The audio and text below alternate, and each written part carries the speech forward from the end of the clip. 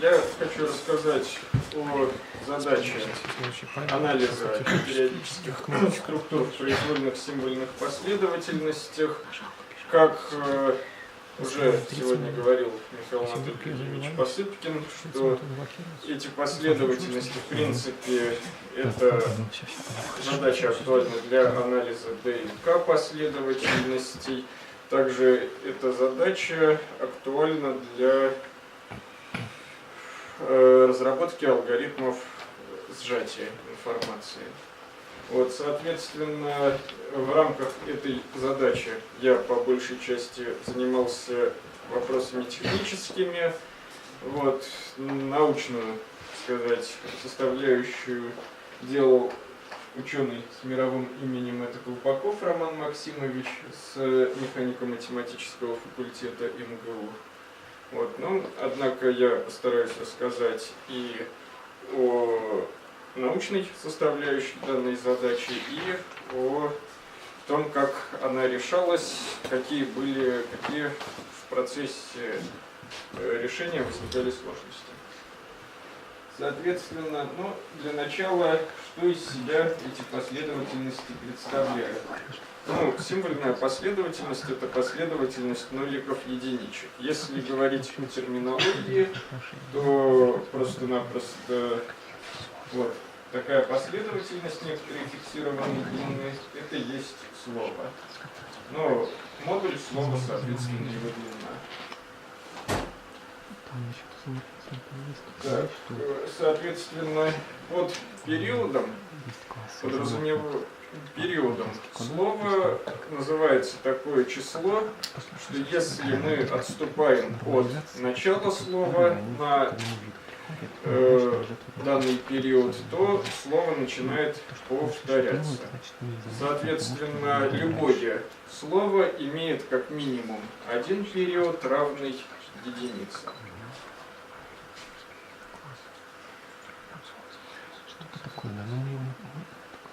Так. Ну, соответственно, примеры периодов. Это сначала я выбрал, когда составлял презентацию, просто произвольное слово, в котором только один период. Но вот увидел, что на самом деле их все-таки тут два периода. Один период – это длина слова, другой период – это повторение. В начале 0,1 и в конце 0,1. Поэтому выходит, что два периода. А в таком слове получается 30 периодов. Потому что если мы от начала на любую длину перейдем, то слово будет повторяться. Так, соответственно, в данном слове получается у нас 5 периодов, потому что если мы перейдем, допустим, на двойку, то слово что от начала, что дальше также будет повторяться. Так, в данном слове у нас начальная и конечная части совпадают, центральная часть не совпадает, поэтому здесь опять два периода. Так, соответственно, под минимальным периодом подразумевается наименьший из всех периодов под порядком слова подразумевается отношение длины слова к его минимальному периоду. Соответственно, если слово имеет только один период, этот период равен длине слова, значит порядок слова будет равен единице. В любом случае порядок слова всегда будет больше либо равен единице. Период слова может быть целым числом, может быть дробным.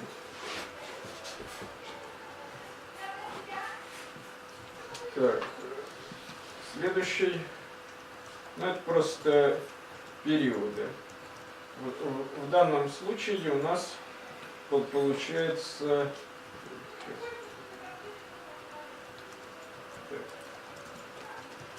Да, мы это слово уже рассматривали, соответственно, здесь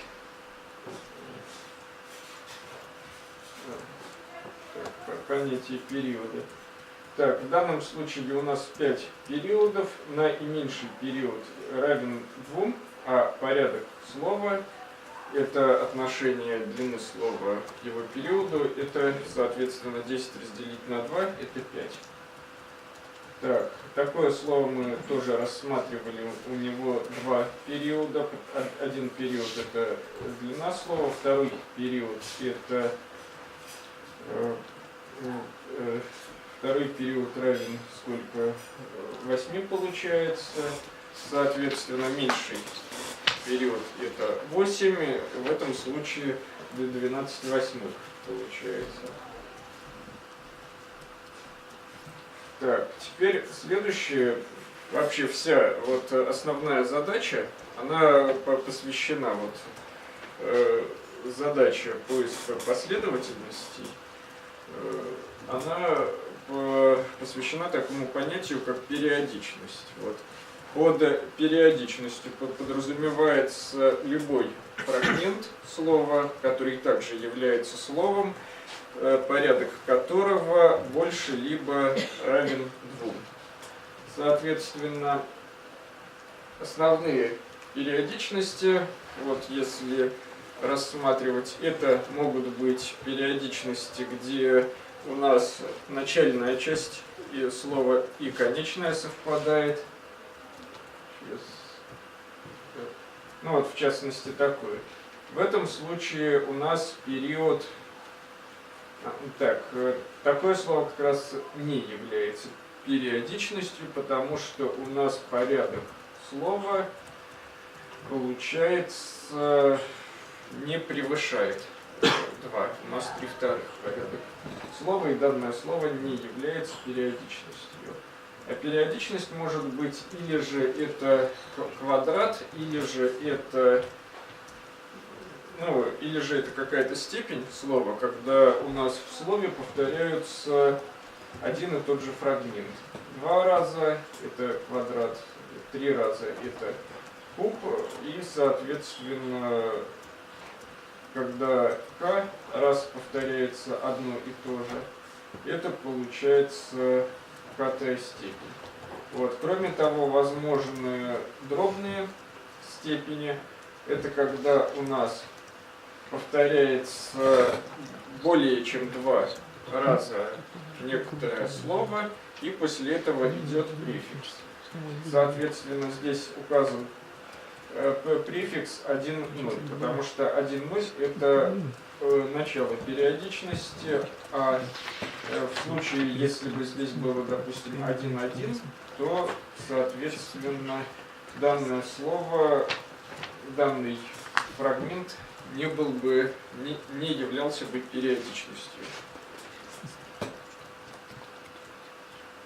Так, соответственно, максимальная периодичность в данном случае, когда мы предыдущее слово рассматривали, вот я сказал, если бы здесь была единичка, то это данное окончание не перестало бы быть началом самого слова, и, соответственно, периодичность, однако кусок, оставшийся от слова, все равно был бы периодичностью. Поэтому понятие максимальной периодичности возникает, что если мы под периодичностью подразумеваем некоторый фрагмент слова, который нельзя расширить. Соответственно, если мы имеем некоторый фрагмент слова, и этот фрагмент внутри самого слова попытаемся расширить, то он перестанет быть периодичностью. Вот. Соответственно, строгое определение максимальной периодичности, что если у нас периодичность может быть внутри слова, может быть в начале слова, может быть в конце слова. Вот. Это периодичность называется максимальной. В первом случае имеется в виду, что если и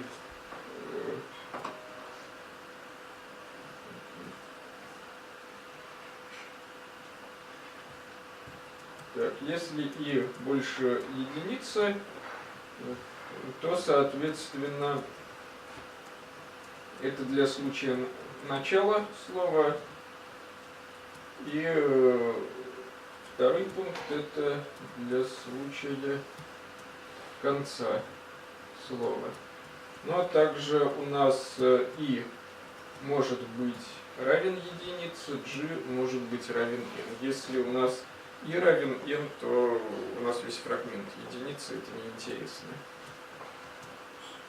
Так, ну, соответственно, основная задача, основное приложение, которое решается в рамках проекта, ну вот долгое время решалось в рамках проекта Optima at Home, это как раз задача поиска и подсчета числа максимальных периодичностей в произвольных словах.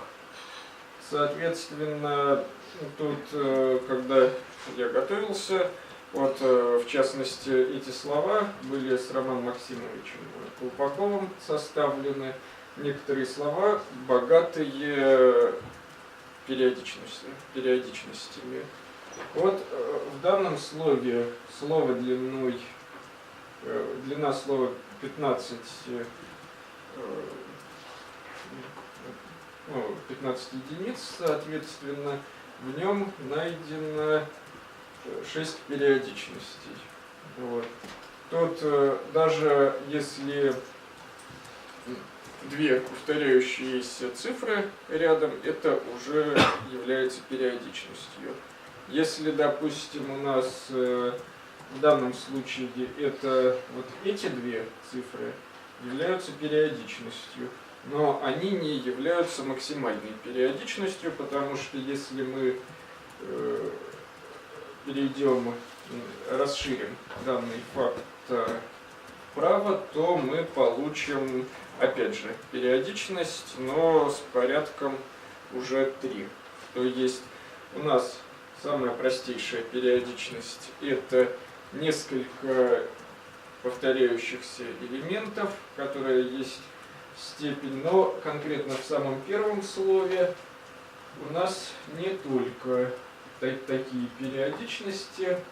В частности, данная периодичность представляет собою вот 101, 101, 101. Это получается куб и 1, то есть степень 3,1. Вот. Имею в виду вот эту периодичность. Вот.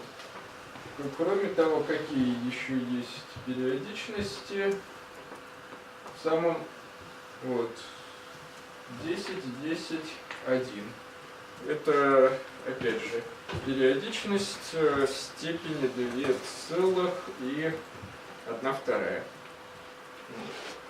Ну, дальше слово тоже длины 15, в котором еще больше максимальных периодичностей.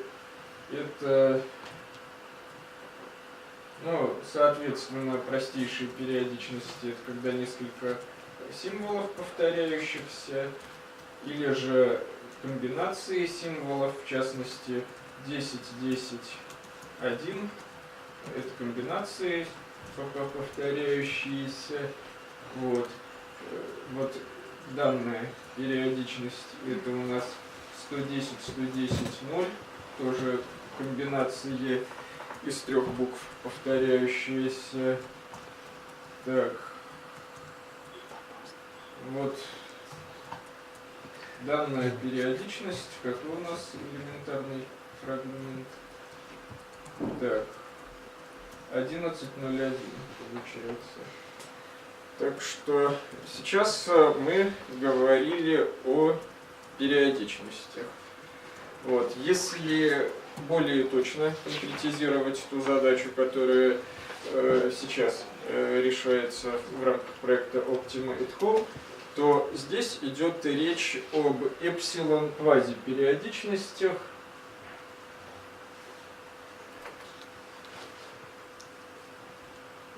соответственно, потому что когда я говорил об определении периодичности, то мы говорили о факторах слова, порядок которых больше либо равен 2. А когда речь идет об эпсилон квазипериодичности, то это обобщение понятия периодичности, когда это любой. То есть эпсилон квазипериодичностью называется, так вот, соответственно, эпсилон квазипериодичностью называется любой фактор слова, порядок которого больше, чем единица плюс некоторый эпсилон. И поэтому, если конкретизировать ту задачу, которая решается в рамках проекта, то мы ищем именно эпсилон, не периодичности, а эпсилон квазипериодичности. И, соответственно, эпсилон квазипериодичность, она зависит от именно этого параметра эпсилон. Вот. Функция mrg от n и эпсилон. N это длина слова, эпсилон это параметр эпсилон квазипериодичности. Соответственно, функция mrg, она задает число эпсилон она задает максимальное число эпсилон квазипериодичностей в слове длины n. Вот. Тут, соответственно, есть гипотеза, которую аналитически на данный момент не удалось ни подтвердить, ни опровергнуть. Данная гипотеза говорит о том, что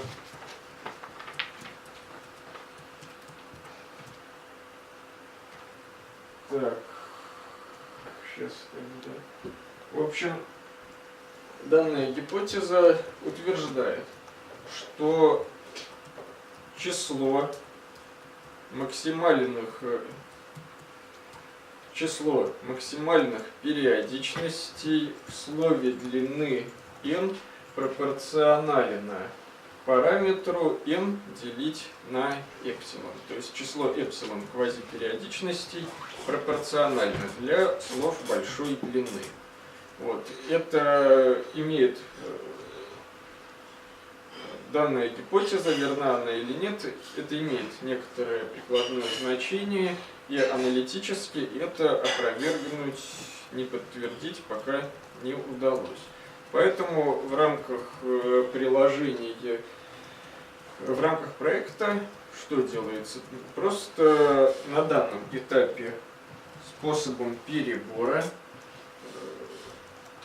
посредством перебора ищется функция mrn от n и эпсилон. Вот, и, соответственно, получены такие значения. Сейчас я вернусь. Соответственно, приложение, которое функционирует в рамках проекта, это приложение small-x, которое имеет всего-навсего 3 входных параметра. Это длина слова, это значение параметра k, посредством параметра k как раз считается эпсилон, и это количество тестовых слов. Соответственно, обычно, в частности, задается количество тестовых слов порядка 10 в 7 степени, и приложение 10 миллионов слов перебирает где-то за 15 минут. Соответственно, на процессоре мощностью 2 ГГц. Вот, на современном процессоре. Соответственно, получены такие значения были по результатам расчетов. Дальше, в принципе, график говорит,